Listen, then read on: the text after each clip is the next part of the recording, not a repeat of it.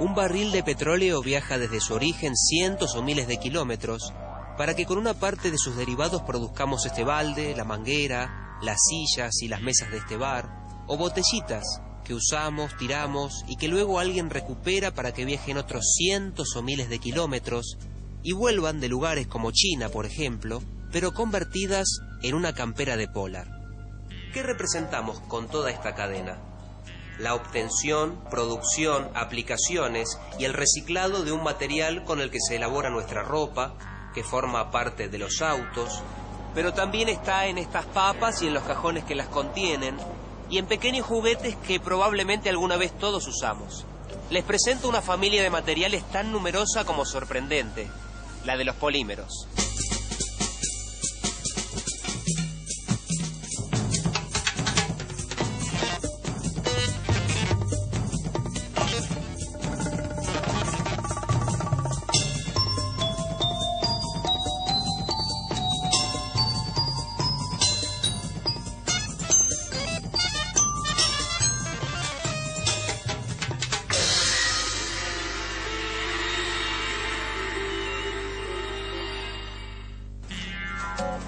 El supermercado es un lugar ideal como muestra de la variedad de objetos que el hombre produce.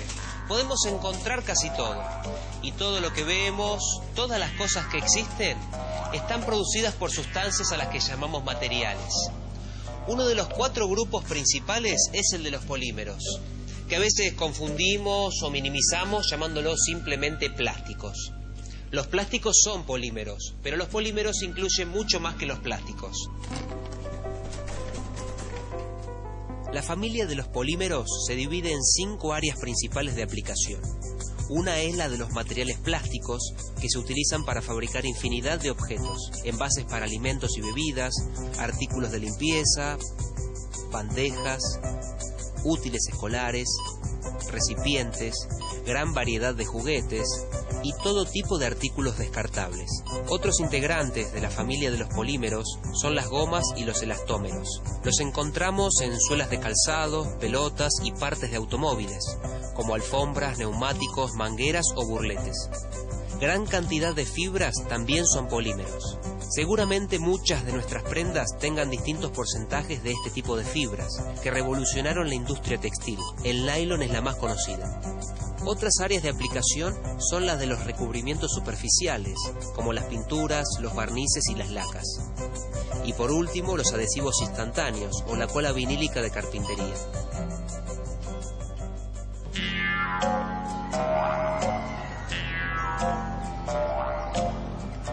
En el mundo animal, la clase de los mamíferos abarca a todos los vertebrados de sangre caliente, pelo y glándulas mamarias con las que alimentan a sus crías. Y en el mundo de los materiales, ¿qué característica en común poseen los pertenecientes a la familia de los polímeros? Para entenderlo tenemos que hablar de moléculas, pero en el caso de los polímeros estamos hablando de moléculas con una característica especial. Son gigantes. Los polímeros están compuestos por moléculas de cientos de miles de átomos. Por su gran tamaño se las llama macromoléculas o moléculas gigantes. Estas moléculas están formadas por la unión de otras moléculas, que reciben el nombre de monómeros, y van formando la estructura de la macromolécula, como los eslabones de una cadena. Polímero deriva del griego poli, muchos, y meros, partes o segmentos. Muchas partes. Una forma de recordar cómo se componen esas macromoléculas. Y hay algo en común entre los polímeros y nuestra piel u otros tejidos de nuestro cuerpo. Es el carbono. Los átomos de carbono establecen con facilidad enlaces dobles o triples, entre ellos o con átomos de otras especies, y dan lugar a gran cantidad de moléculas orgánicas simples, los monómeros. Los monómeros pueden reaccionar entre sí y generar nuevas moléculas más grandes. El átomo de carbono tiene la particularidad de poder unirse a otras 4 especies químicas por medio de enlaces. Esto hace posible la formación de macromoléculas. Las macromoléculas de carbono no solo dan origen a los polímeros. Muchas de las moléculas que forman los tejidos de los seres vivos, como las de los músculos y la piel, son también macromoléculas de carbono. Además del carbono, otros elementos pueden formar estructuras macromoleculares, como el silicio y el fósforo. A las macromoléculas formadas por esos elementos se las llama polímeros inorgánicos.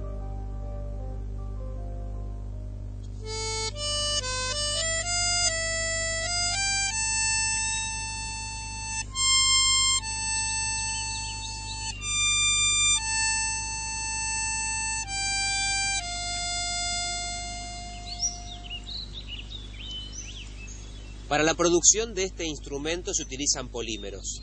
Y los polímeros, como todo material, tienen su historia. Una historia que se remonta a siglos pasados y a distintas civilizaciones unidas por la producción de una misma fábrica. La naturaleza. Desde épocas remotas, el hombre utilizó materiales de la familia de los polímeros que el reino animal o vegetal le brindaba, los polímeros naturales. De los Andes peruanos proviene la papa, recién introducida en Europa a partir del siglo XVI. La papa y la madera son parte de la familia de los polisacáridos, polímeros naturales que incluyen el almidón y la celulosa. El pan, el maíz y las papas son abundantes en almidón, que puede tener hasta 10.000 unidades de azúcar unidas entre sí.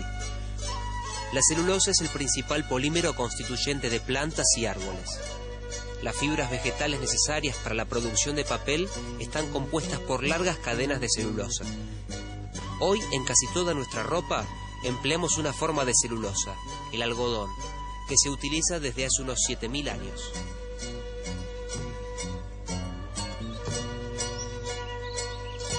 A lo largo del tiempo, algunas fórmulas y procesos fueron mantenidos en secreto durante años. En América hay historias curiosas, como la de un proceso común para las civilizaciones precolombinas que los europeos tardaron casi 3 siglos en imitar. Hablamos de otro polímero natural, el caucho. Se obtiene del árbol del caucho mediante un tratamiento de sangrado. Pueblos originarios de América, siglos antes de la conquista, conocían algunas propiedades del caucho, su elasticidad y su capacidad de repeler el agua. El nombre del material deriva de caoutchouc, término de una lengua indígena de la zona del Perú que significa impermeable. Los mayas fabricaban con caucho las pelotas para su clásico juego. Los calzados y abrigos resistentes al agua creados por los indígenas no pudieron ser reproducidos en Europa, donde recién se aplicó comercialmente el caucho en 1791 para impermeabilizar tejidos, tratándolos con caucho disuelto en trementina. Pasaron casi 300 años hasta que los europeos consiguieron lo que los indígenas habían logrado siglos antes de la conquista.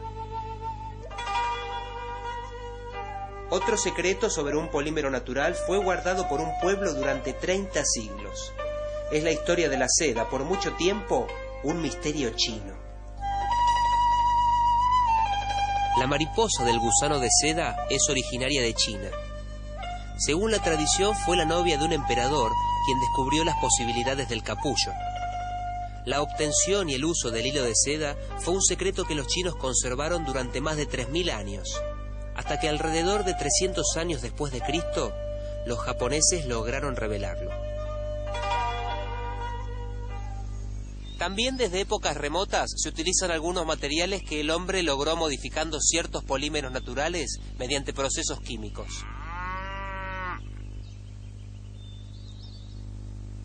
Son los polímeros artificiales, cuyos orígenes podemos encontrar en la prehistoria. El primer polímero artificial utilizado por el hombre fue el cuero curtido, un polímero natural modificado, una forma artificialmente reticulada o entrecruzada de las proteínas encontradas en las pieles de los animales. Ya en la Edad Moderna, el hombre modificó otros polímeros naturales para crear materiales con mejores propiedades. Los primeros fueron los derivados de la celulosa y marcaron el comienzo de una verdadera explosión de los polímeros sintéticos, que continúa hasta nuestros días.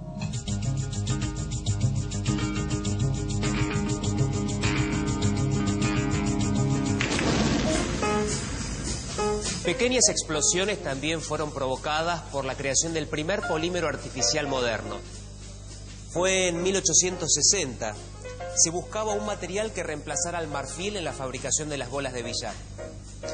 John Hyatt, un joven impresor de Albany, desarrolló un método de procesamiento a presión de nitrato de celulosa tratado previamente con alcanfor y con disolvente de alcohol. Obtuvo un material duro y brillante que podía moldearse al calentarlo. El problema fue que cuando las bolas de billar hechas con este material colisionaban, se producía una pequeña explosión como la de un petardo, debido a la naturaleza explosiva del nitrato de celulosa, de composición similar al TNT. El nuevo producto se llamó celuloide, y es un buen ejemplo de cómo un material desarrollado con un objetivo concreto pronto encuentra que sus aplicaciones se multiplican notablemente. El celuloide se utilizó en mangos de cuchillo, armazones de lentes, y sin él no hubiera podido iniciarse a fines del siglo XIX la industria cinematográfica. El celuloide tuvo un notable éxito comercial, a pesar de su deterioro al exponerlo a la luz y de ser muy inflamable. Desde la creación del celuloide, el hombre no tardó en descubrir que además de modificar macromoléculas de origen vegetal, también podía crear macromoléculas y obtener infinidad de materiales con una enorme gama de propiedades.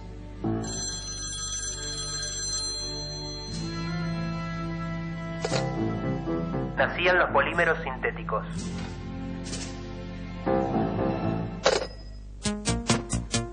En 1909, el químico Leo Baekeland creó el primer plástico sintético de la historia, la baquelita. Su producto podía moldearse a medida que se formaba y se endurecía al solidificarse. No conducía electricidad, era resistente al agua y a los disolventes. Se lo llamó baquelita, y con él se fabricaron carcasas de teléfonos y de radios, estructuras de carburadores y asas para cacerolas.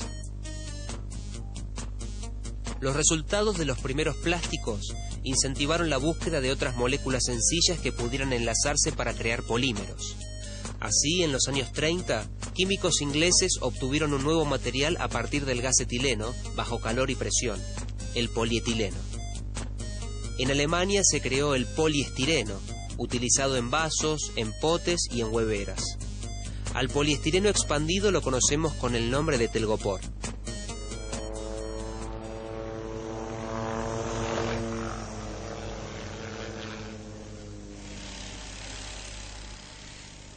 En los años 30, la empresa DuPont produjo la primera fibra artificial, el nylon.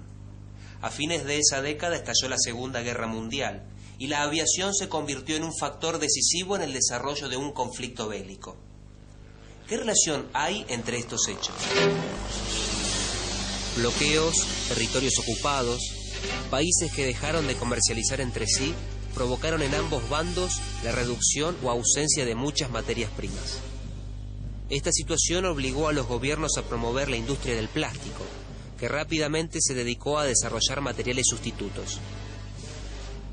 Los poliésteres se utilizaron en la fabricación de armamento y varios tipos de cauchos sintéticos se produjeron en grandes cantidades. El nylon cobró una extraordinaria difusión y su primera aplicación se destinó a la producción de los paracaídas para las Fuerzas Armadas norteamericanas. Y así, el nylon jugó un papel importante en una guerra que en gran medida se decidió en el aire.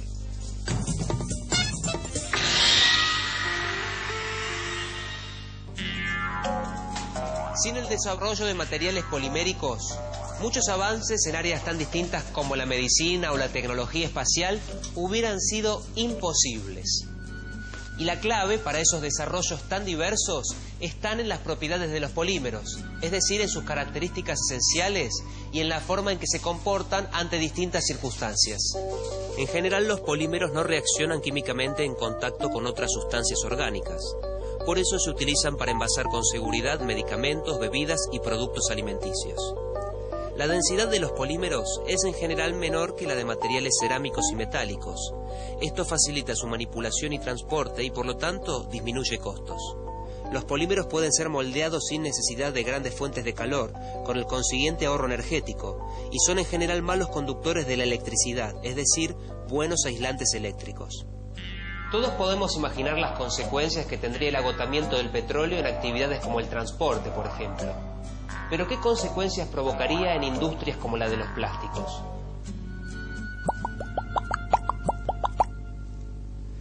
Podemos responderlo nosotros mismos viendo cómo se fabrica un polímero. Las macromoléculas orgánicas sintéticas con las cuales fabricamos los plásticos requieren de moléculas de carbono más pequeñas, que en un 90% provienen del petróleo. De cada barril de crudo, solo un 3,3% se destina a la industria petroquímica, y de allí surgen los monómeros para producir los polímeros. La variada estructura química de esos monómeros determina en gran medida la estructura de las macromoléculas, que a su vez determina las propiedades de los polímeros. La obtención de un polímero a partir de moléculas más pequeñas se denomina polimerización. Es un proceso que involucra reacciones químicas en las cuales se forman las macromoléculas. De acuerdo a cómo se realice la polimerización y el conformado de la pieza, los polímeros se clasifican en dos grandes grupos: termoplásticos y termoestables. ¿Qué tienen en común una bolsita de supermercado como esta, de unos pocos gramos de peso, con un contenedor tan seguro como para transportar combustible? Ambos están compuestos por el mismo material, el polietileno. El polietileno es el termoplástico más utilizado, económico y de mayor producción en el mundo. El polietileno de baja densidad es un sólido más o menos flexible según el grosor, liviano, buen aislante eléctrico y de gran resistencia mecánica y química. Se utiliza como film para embalaje, bolsas de supermercado, prótesis, tuberías y revestimiento de cables. El de alta densidad, de mayor resistencia química, térmica, impermeabilidad y dureza, se utiliza en la construcción y para fabricar prótesis, envases, garrafas y contenedores de agua y combustible. Como plástico de uso masivo, está homologado para estar en contacto con cualquier clase de alimento. También son termoplásticos el nylon y el polipropileno. Se los denomina termoplásticos debido a que son deformables a temperaturas altas. De esta manera se convierten en un líquido viscoso y se solidifican al enfriarse. Tienen una estructura molecular lineal o ramificada y entre sus propiedades mecánicas se destacan la elasticidad y la resistencia a la rotura y el impacto. El polietileno es uno de los polímeros termoplásticos que posee las más diversas aplicaciones, como esta maceta, la manguera y el balde que tengo a mi lado. Una de las razones de su versatilidad es que puede moldearse casi en cualquier forma, extruirse para hacer fibras y soplarse para formar películas muy delgadas. Pero ¿cómo se conforman las piezas de los polímeros termoplásticos? En general, los polímeros termoplásticos llegan en forma de pequeñas esferitas de plástico o pellets a donde serán conformadas las piezas. Los dos procesos principales de moldeo son la inyección y la extrusión. El moldeo por inyección consiste en inyectar un polímero en estado fundido en un molde cerrado a presión y frío a través de una compuerta. El material se solidifica en ese molde, que luego se abre para sacar de la cavidad la pieza moldeada. El molde es la parte más importante de la máquina de inyección, ya que es el espacio donde se genera la pieza y se cambia con facilidad para producir distintos productos. La versatilidad de piezas que permite este método hace que sea utilizado para objetos tan distintos como los famosos bloques de encastre infantiles, componentes de automóviles y hasta de aviones o naves espaciales. En el moldeo por extrusión, el polímero fundido es forzado a pasar a través de un dado o boquilla por medio del empuje generado por el giro de un husillo en una cámara llamada cañón. El material polimérico es alimentado por medio de una tolva en un extremo de la máquina y debido al empuje se funde, fluye y mezcla en el cañón. Luego se obtiene con un perfil geométrico preestablecido.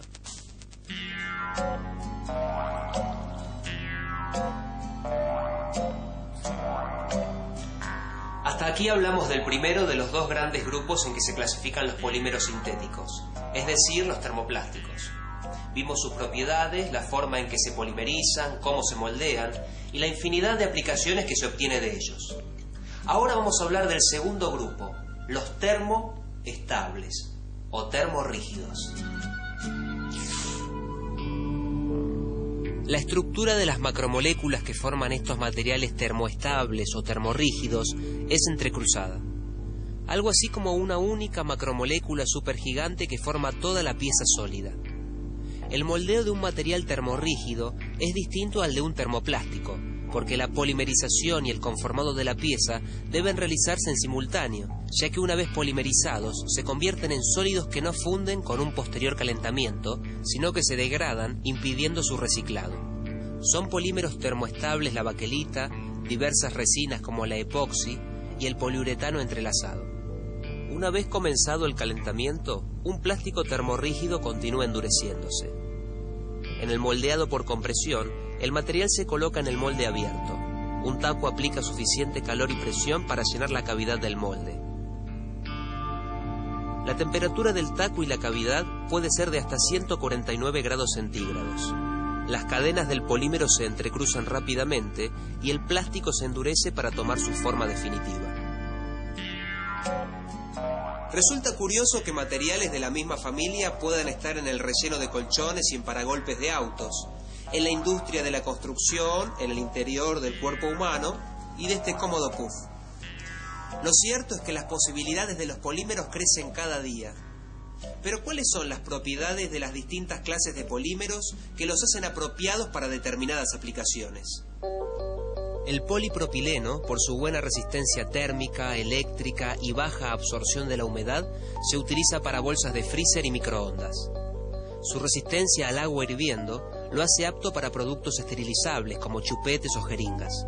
Otras propiedades son su dureza, resistencia a la abrasión e impacto, transparencia y nula toxicidad. Se utiliza también para fabricar juguetes, valijas, alfombras, autopartes, cables y suelas de zapatos. El poliestireno es el tercero entre los termoplásticos más utilizados. Posee baja densidad, estabilidad térmica, buenas propiedades eléctricas, absorbe poca agua y resiste moderadamente a los químicos. El de uso común se utiliza en envases descartables, juguetes, difusores de luz y electrodomésticos. El poliestireno de alto impacto se emplea cuando se requiere mayor resistencia. Es aplicado también en juguetes, electrodomésticos y muebles. En cambio, el expandible se usa en la fabricación de espuma de poliestireno, utilizada en la producción de accesorios para la industria de empaques y aislamientos y elementos para la construcción. Los nylons son los polímeros más comunes usados como fibras. Generalmente asociamos el nylon con prendas de vestir, pero también tiene muchas otras aplicaciones en actividades como la medicina, la pesca, la navegación y el deporte. Los nylons o poliamidas son polímeros ingenieriles con múltiples aplicaciones. Se emplean también para fabricar cerdas para cepillos, suturas para cirugía y el encordado de raquetas de tenis. Moldeados se utilizan en aislamientos, peines y piezas para maquinarias. Hilos de nylon se emplean en la pesca deportiva o industrial. En los productos textiles, la apariencia de las fibras de nylon puede ser similar a la de las naturales, pero su resistencia a la tensión es mayor que la de la lana, la seda o el algodón. Los poliuretanos pueden ser flexibles, como el utilizado en el relleno de colchones, o rígidos. Este material reemplazó al metal en los paragolpes de los autos y es también utilizado en volantes, tableros y defensas, ya que resiste la oxidación, los aceites y la abrasión. Además se usa en calzados, juguetes, fibras y por su resistencia al fuego como aislante de tanques y en recipientes, tuberías y electrodomésticos.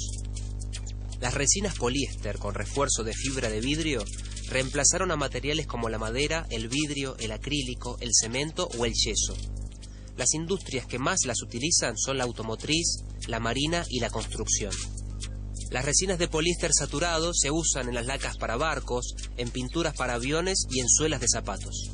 El teflón reúne una serie de características que permiten múltiples aplicaciones. Soporta temperaturas de hasta 260 grados, es el plástico de mayor resistencia química conocido y de mayor resistencia a la fricción. Ofrece excelente aislamiento térmico, se utiliza en utensilios de cocina y tiene infinidad de aplicaciones tecnológicas, entre otras, como parte de órganos artificiales para implantes. El policarbonato es un plástico transparente de elevada resistencia a la deformación térmica, de estabilidad dimensional y de resistencia a la intemperie.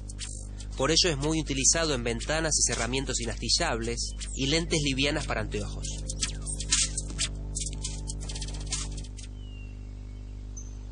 Arañas. un nombre común para más de 34.000 especies. En las arañas se esconde un secreto. Revelarlo evitaría problemas de contaminación y además ahorraría fortunas. Por eso en distintos laboratorios, investigadores en el área de los polímeros intentan descifrar ese enigma. Al producir sus telas, las arañas utilizan agua. Sin embargo, el hombre, al producir nylon, utiliza solventes orgánicos tóxicos. El uso de estos solventes implica su posterior incineración, o más frecuentemente su reciclado, purificación y ubicación final, lo que eleva sus costos. Las arañas tejen sus telas a partir de soluciones de polipéptidos en agua. Estas soluciones pasan a través de la glándula hilandera de la araña y son extendidas para formar las telarañas. Lo extraño es que una vez que se han formado, estas telarañas ya no son solubles en agua. Si los científicos pudieran revelar el misterio de cómo las arañas producen sus telas, el hombre podría producir un plástico que reemplace el nylon de forma más ecológica. Descubrir e imitar el secreto de las arañas es solo uno de los desafíos en el área de los polímeros.